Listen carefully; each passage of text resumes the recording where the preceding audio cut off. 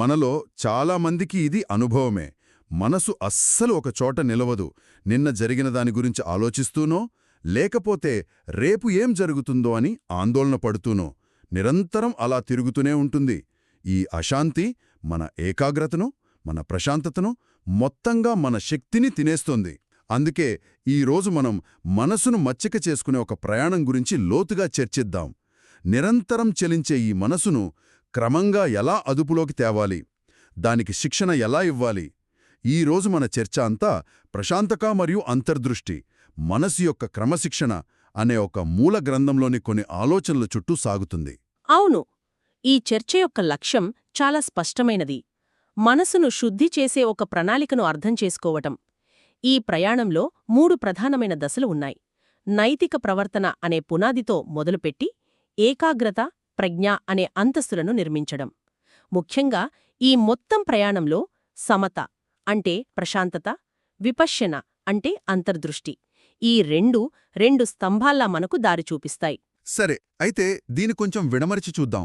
ఈ శిక్షణ ఒక 3 అంతస్తుల భవనం లాంటిదని అంటున్నారు కదా? అవును, ఒకదానిపై మరొకటి ఆధారపడి ఉంటాయి.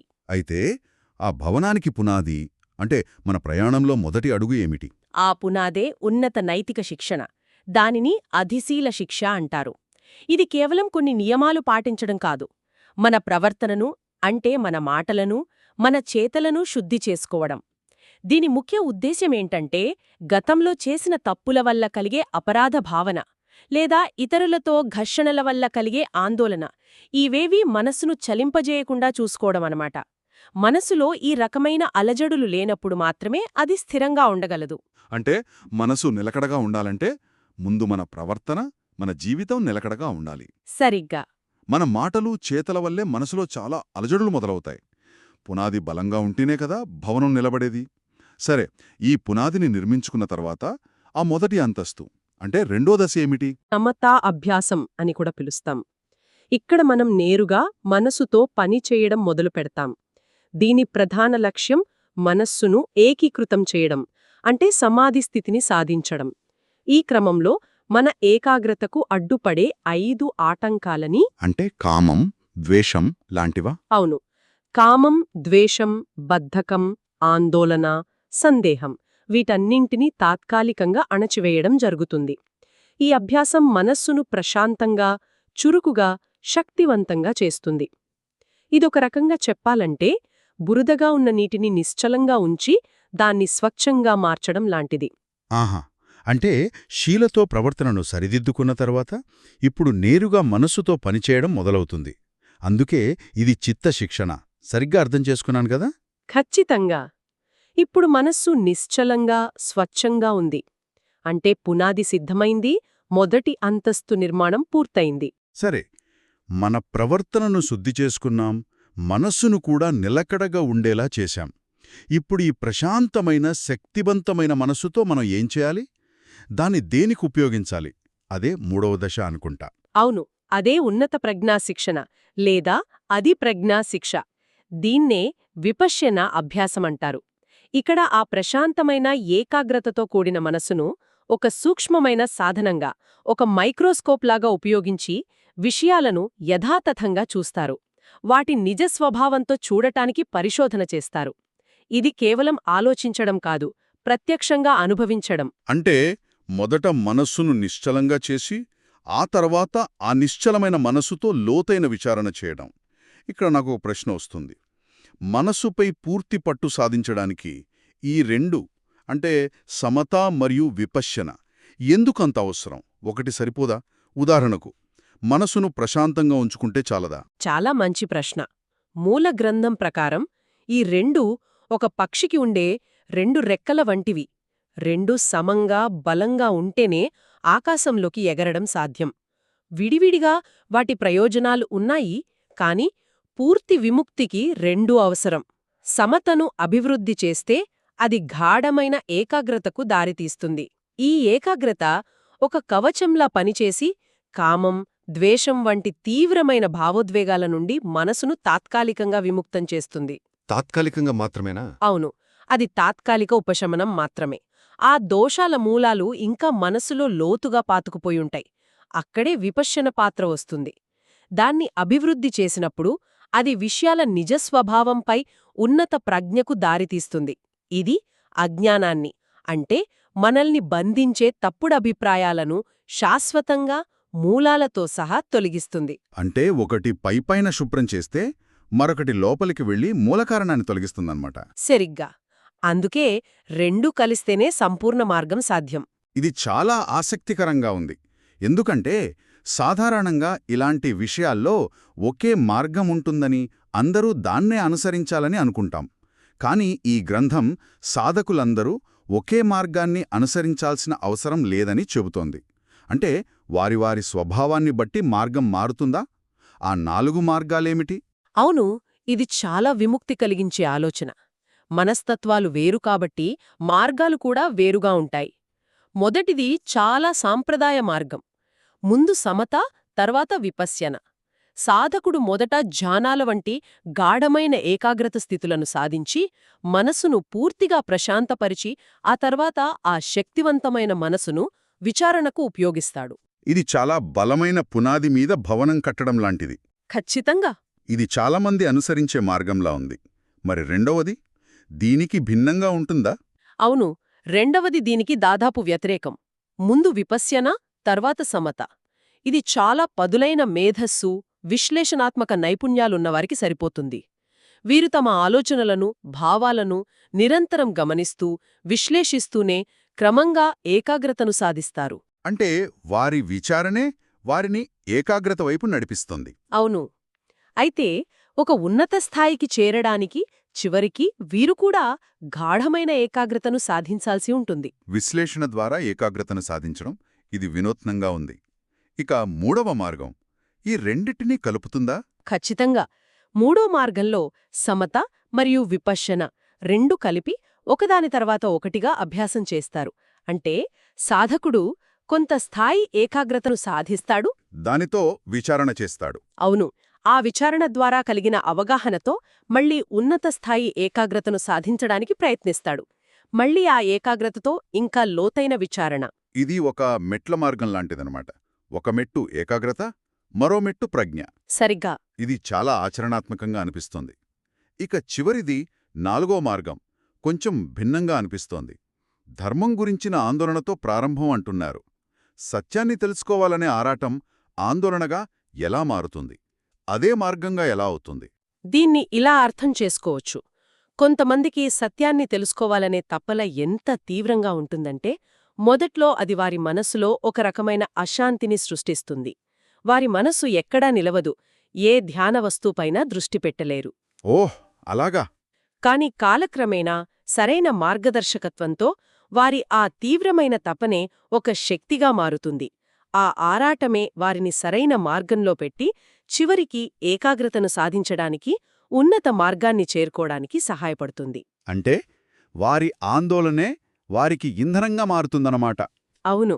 అంటే మనసును అదుపు చేయడానికి ఒక్కటే సరైన పద్ధతి లేదు. మన వ్యక్తిత్వాన్ని బట్టి, మన బలాలు, బలహీనతలను బట్టి మార్గాన్ని ఎంచుకోవచ్చు. నిజం. ఇది చాలా విముక్తి కలిగించే ఆలోచన. ఎందుకంటే నేను సరిగ్గా చేస్తున్నానా అనే సందేహం చాలామందికొస్తుంది. అసలు ఉద్దేశ్యం గమ్యాన్ని చేరడమే. ఏ దారిలో వెళ్లామనేది వ్యక్తిగత విషయం. ఈ మనసును శుద్ధి చేసే ప్రక్రియ గురించి మాట్లాడుతూ గ్రంథంలో వాడిన ఒక పోలిక నన్ను చాలా ఆకట్టుకుంది. ఒక స్వర్ణకారుడు బంగారాన్ని శుద్ధి చేయడంతో పోల్చడం. మన మనసు కూడా ముడి బంగారం లాంటిదే అనిపిస్తుంది. విలువైనదే, కాని చాలా మలినాలతో కలిసి ఉంటోంది. ఈ ప్రక్రియలో మొదటి అడుగు ఏమిటి? స్వర్ణకారుడు మొదటేం చేస్తాడు? ఇది చాలా శక్తివంతమైన రూపకం. ఒక స్వర్ణకారుడు ముడి బంగారాన్ని తీసుకొని మొదట మట్టి, రాళ్ళు వంటి పెద్ద స్థూలమైన మలినాలను చేతితో ఏరివేస్తాడు. అలాగే ఒక భిక్షువు మొదట తనలోని స్థూల మలినాలను, అంటే శారీరకంగా, వాచికంగా చేసే తప్పులను తొలగించుకుంటాడు. ఆహా, అంటే మనం ఇంతకు ముందు చర్చించుకున్న అధిశీల శిక్ష లేదా నైతిక శిక్షణ ఇక్కడ పనికొస్తుందన్నమాట. ఖచ్చితంగా. సరే, పెద్ద మలినాలు పోయాయి. తరువాత స్వర్ణకారుడేం చేస్తాడు? తరువాత అతను బంగారాన్ని నీటితో కడిగి ఇసుక, సన్నని రాళ్ల వంటి మధ్యస్థ మలినాలను తొలగిస్తాడు. అలాగే సాధకుడు కూడా తన మనసులోని మధ్యస్థ మలినాలను, అంటే మనసులో నిరంతరం మెదిలే కామం, ద్వేషం, హానికరమైన ఆలోచనల వంటి వాటిని తొలగించుకోవాలి. దీనికి సమతా అభ్యాసం అవసరమవుతుంది. అవును. ఏకాగ్రత, సరైన ఆలోచన విధానం అవసరం. ఇప్పుడు బంగారం మరింత శుభ్రపడింది. ఇక సూక్ష్మమైన మలినాల సంగతేంటి? స్వర్ణకారుడు వాటిని ఎలా తొలగిస్తాడు? స్వర్ణకారుడు ఇప్పుడు రసాయనాలను లేదా వేడిని ఉపయోగించి కంటికి కనిపించని చాలా సూక్ష్మమైన మలినాలను కూడా తొలగిస్తాడు. అదేవిధంగా సాధకుడు కూడా తన మనసులో మెదిలే సూక్ష్మ మలినాలను తొలగించాలి. ఇక్కడే విషయం ఆసక్తికరంగా మారుతుంది. ఇవి హానికరమైన ఆలోచనలు కాకపోవచ్చు. తన కుటుంబం, దేశం లేదా కీర్తి ప్రతిష్టల గురించి వచ్చే ఆలోచనలు కావచ్చు.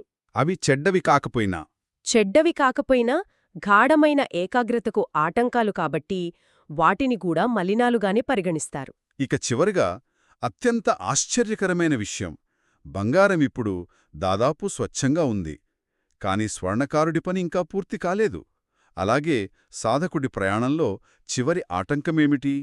ఇది ఊహించడం కూడా కష్టంగా ఉంది. ఇదే ఈ ఊపకవును ఒక అత్యంత లోతైన విషయం. స్వర్ణకారుడు చివరిగా బంగారపు రేణువులను కూడా శుద్ధిచేసి దాన్ని పరిపూర్ణంగా మారుస్తాడు. అలాగే సాధకుడు కూడా చివరికి ధర్మం గురించిన ఆలోచనలను కూడా నిశ్శబ్దం చెయ్యాలి. అంటే తాను అనుసరిస్తున్న మార్గం గురించిన ఆలోచనలు కూడానా? అవును. మార్గం గురించి, సాధించబోయే లక్ష్యం గురించిన ఆలోచనలు కూడా ఒక సూక్ష్మమైన ఆటంకమే. వాటిని కూడా అధిగమించినప్పుడే మనసు యొక్క పూర్తి ఏకీకరణ లేదా ఏకోధిభావ సాధ్యమవుతుంది. ఇది ఒక నిచ్చెన ఎక్కిన తర్వాత ఇక ఆ నిచ్చెన అవసరం లేనట్టుగా ఉందన్నమాట. లేదా గమ్యం చేరిన తర్వాత మ్యాపును పక్కన పెట్టేయడం లాంటిది. ఆ మ్యాపును చూస్తూ ఉంటే గమ్యాన్ని ఆస్వాదించలేం కదా? ఖచ్చితంగా అదే. ఆఖరికి సాధనం కూడా ఒక బంధమే అవుతుంది. దాన్ని కూడా వదిలియాలి. అప్పుడే మనసు పూర్తి నిశ్శబ్దంలోకి వెళ్తుంది. అద్భుతం. ఇప్పుడు మరో అంశానికి వద్దాం. ఒక అడవి జంతువును మచ్చిక చేసుకోవడానికి శిక్షకుడు రకరకాల పద్ధతులను ఉపయోగిస్తాడు. అలాగే చంచలమైన మనసును అదుపు చేయడానికి కూడా ఒకే పద్ధతి సరిపోదు. మనసులో చెడు లేదా అశుభ ఆలోచనలు వచ్చినప్పుడు వాటిని అధిగమించడానికి బుద్ధుడు సూచించిన ఆ 5 పద్ధతులు ఏమిటి? అవును. మనసును అదుపు చేయడానికి ఒకే మంత్రం పనిచేయదు. అందుకే ఒక భిక్షువు తన ఆలోచనల ప్రవాహానికి యజమానిగా మారడానికి 5 విరుగుడు పద్ధతులను నేర్చుకోవాలి.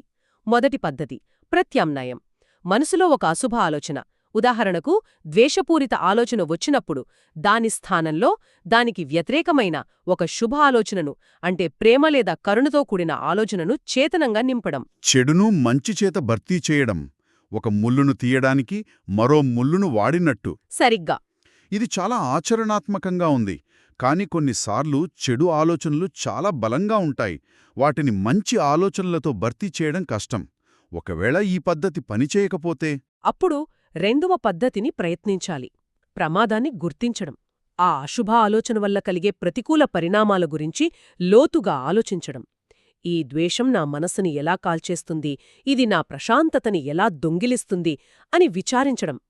ఆ ఆలోచన యొక్క ప్రమాదకర స్వభావాన్ని స్పష్టంగా చూసినప్పుడు దానిపట్ల విరక్తి కలిగి దాన్ని వదిలించుకోవడం సులభమవుతుంది. ఒకవేళ ఆ ఆలోచన ఇంకా బలంగా ఉంటే? కొన్ని ఆలోచనలు ప్రమాదకరమని తెలిసినా మనల్ని వదలవు కదా? మూడవ పద్ధతి ఏమిటి? మూడవ పద్ధతి నిర్లక్ష్యం చేయడం లేదా దృష్టి మరల్చడం. కొన్నిసార్లు ఒక ఆలోచనతో పోరాడటం వల్ల అది మరింత బలపడుతుంది. దానికి మనం ఎక్కువ శక్తినిస్తున్నట్టు అవుతుంది. అలాంటప్పుడు కావాలనే దాని నుండి దృష్టిని మరల్చడం మంచిది. ఆకాశంలో మేఘాలు వచ్చి వెళ్ళిపోయినట్టుగా ఆ ఆలోచనని పట్టించుకోకుండా వదిలేయడం. ఒకవేళ దాన్ని నిర్లక్ష్యం చేయడం కూడా కష్టంగా ఉంటే? కొన్ని ఆలోచనలు మనల్ని నీడలా వెంటాడుతూ ఉంటాయి. అప్పుడు నాలుగోవ మరింత లోతైన పద్ధతిని ఉపయోగించాలి. కారణాన్ని వెతకడం. ఆ ఆలోచన ఎక్కడ నుండి పుట్టింది, దాని మూలమేమిటి అని పరిశోధించడం. ఒక ఆలోచన యొక్క పుట్టుకను, దాని వెనుకున్న కారణఫలిత సంబంధాన్ని అర్థం చేసుకున్నప్పుడు అది తన శక్తిని కోల్పోతుంది. ఒక భవనం యొక్క పునాదిని కదిలిస్తే అది కూలిపోయినట్లు. అవును. ఆ ఆలోచన యొక్క మూలాన్ని తెలుసుకుంటే అది బలహీనపడుతుంది. ఇక చివరి ప్రయత్నం. ఏ పద్ధతి పనిచేయనప్పుడు, ఆ ఆలోచన మనసును పూర్తిగా ఆక్రమించినప్పుడు ఏం చేయాలి?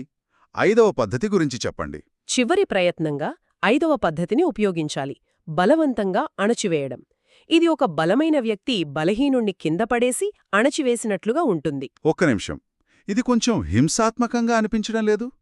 ఆలోచనను బలవంతంగా అణచివేస్తే అది ఇంకా బలంగా తిరిగొచ్చే ప్రమాదం లేదా? మీరు చెప్పింది నిజమే. అందుకే ఇది చివరి అస్త్రం. నిరంతరం దీన్ని వాడితే అది మనసులో అంతర్గత సంఘర్షణను సృష్టిస్తుంది. కాని అత్యవసర పరిస్థితుల్లో అంటే ఒక చెడు ఆలోచన మనల్ని ఒక తప్పుడు పని చేసేలా ప్రేరేపిస్తున్నప్పుడు, తక్షణమే దాన్ని ఆపాల్సొచ్చినప్పుడు ఈ పద్ధతి అవసరం.